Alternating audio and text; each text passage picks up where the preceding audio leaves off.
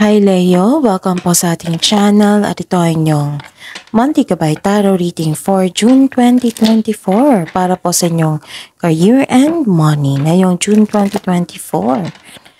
Leo, please be reminded kung naka-resonate kayo, comment down. Kung hindi kayo naka-resonate, ibigay niyo po sa iba kasi general reading po ito.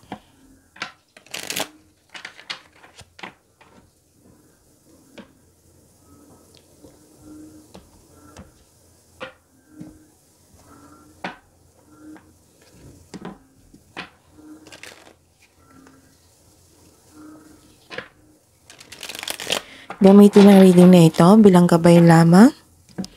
Please like, subscribe, and click bell button for notification para updated po kayo sa daily tarot reading natin.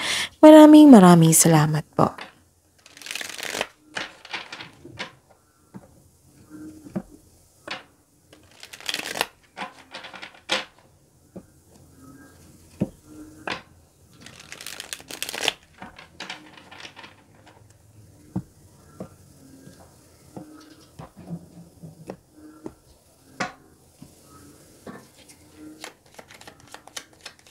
Spirit's Guide, and 3 cards po para sa career and money ni Leo ngayong June 2024.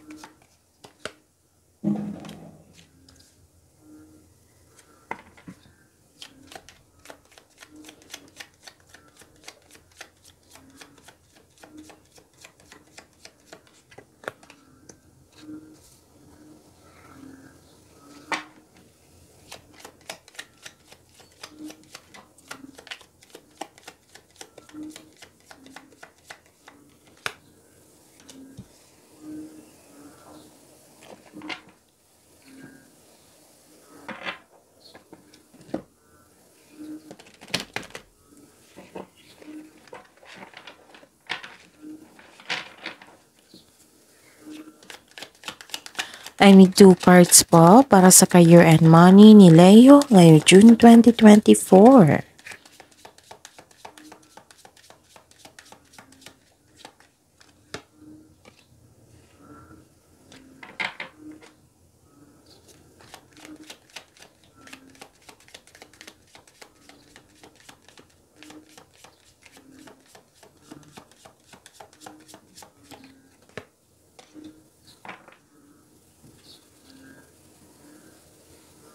Okay.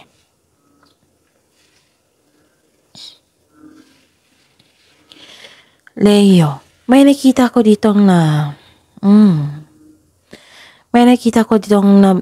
bigyan na ng solusyon ang inyong problema. Nagkaroon na ng konklusyon, nagkaroon na ng kasagutan sa inyong mga tanong.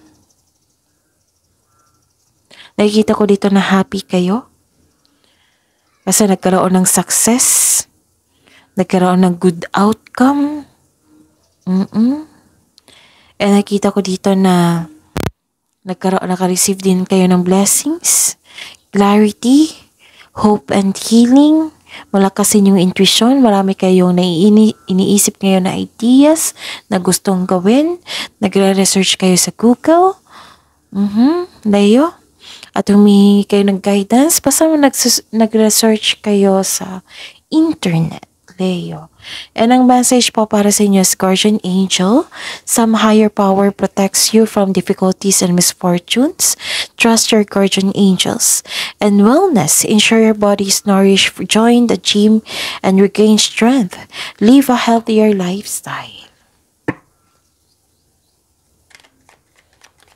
Spirits guys, ano po ang energy ni Leo ngayon sa career and money nila? Ngayong June 2024.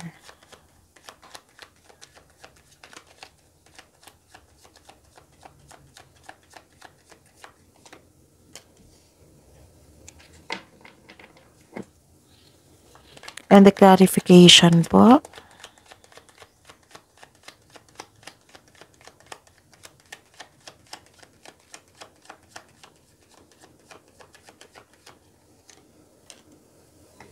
Okay. Leo, Leo, panoorin niyo po yung June 2024 na My Love reading po, general reading po. Kaka-upload lang po, panoorin niyo po ha. At saka yung daily and weekly kapay tarot reading nyo. Sa mga suki ko dito na Leo, nice kong ipaalam sa inyo na open po yung June 2024 monthly kapay tarot reading nyo po. So PM nyo po ako for schedule. At sa mga gusto magpa-reading po, ito po yung video nyo. Sa baba niya naman nakasulat na Career and Money ni Leo. Ngayon June 2024. Sa baba niyan, may nakapost na link. I-click nyo po yung link na yan para ma-message nyo po ako for inquiry and for booking. Maraming salamat po. May nakita ko ditong financially depleted or anong tawag nito? Oh, okay. May nakita ko ditong disappointed kayo sa nakaraan. Tapos ngayon, nabigyan ng solusyon and you are moving on from the challenges. So you are focused on mind healing instead of suffering. And lumalayo kayo sa isang toxic na tao, toxic traits, or pwedeng toxic workplace. Oo. Tapos, lumalayo kayo sa hamon ng pananalapi. Yung may challenge sa kaperahan nyo ngayon. Oo. Tapos, sabi po ng card nyo dito, focus and have faith. I-release mo yung nararamdaman mo, palitan mo ng positibo na ma-motivate ka ulit. So, ayun. Think positive. Positive affirmation. Yan, makatulong yan sa inyo. Okay? At saka, may nakita kong criticism dito. May nakita ko ditong strong personality maldita. Basta po strong personality po siya. Pero, nakikita ko naman dito, di ba, nag-move on kayo. Tapos, guarded kayo, ayaw nyo na masaktan ulit.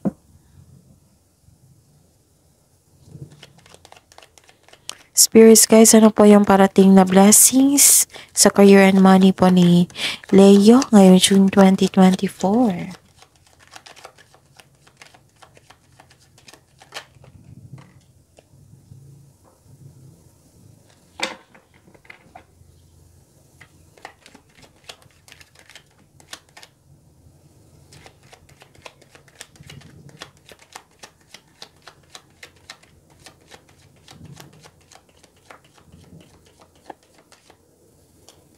Oh, ganda. Okay. May nakita ko dito.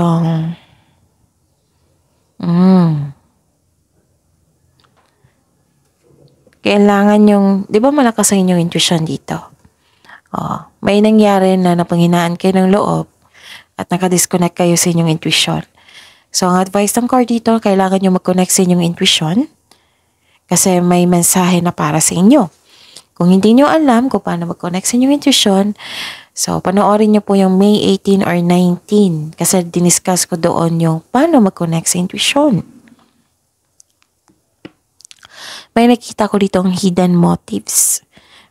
Yung ini-ignore mo lang kasi ayaw mo ng gulo. Nagkaroon din ng confusion. So this card is a sign of a disconnection from your intuition.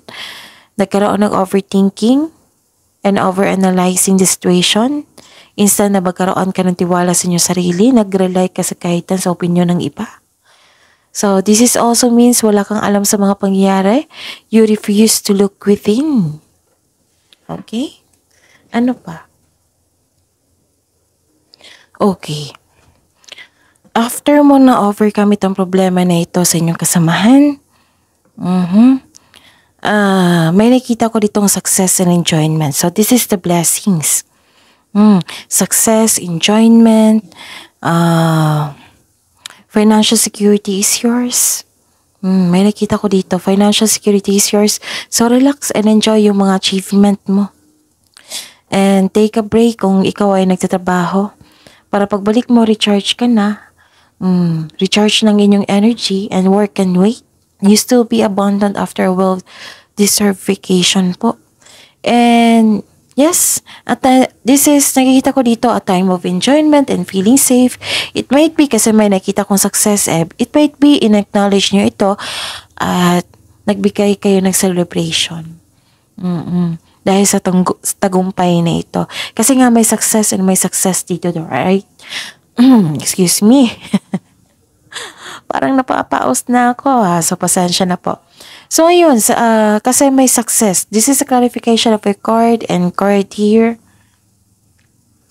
Naging wais ka na sa pag-handle ng iyong finances, hindi ka rin matamot, masaya kang makatulong sa kapwa mo.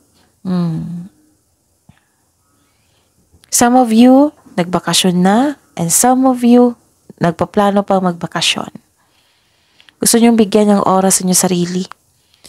Deserve mo ito kasi naging masipag kasi inyong buhay karera. At may nakita kong promotion dito And pwedeng marami kayong orders, project, maraming customer. Wow, lahat ng tinanim mo nagbo-blooming. Ang ilan nga sa inyo nag-decide na mag-decorate or mag-renovate ng bahay. So, focus on what brings you the most peace. This is very good. Ito yung gagawin nyo. Very good ito. Yung may success, pero may panahon kayo magbakasyon para magpahinga. So, yan yung balanse. Yan yung hinahanap ko. Spirits guys, ano po yung challenges na ma-overcome ni Leo sa career and money nila ngayong June 2024?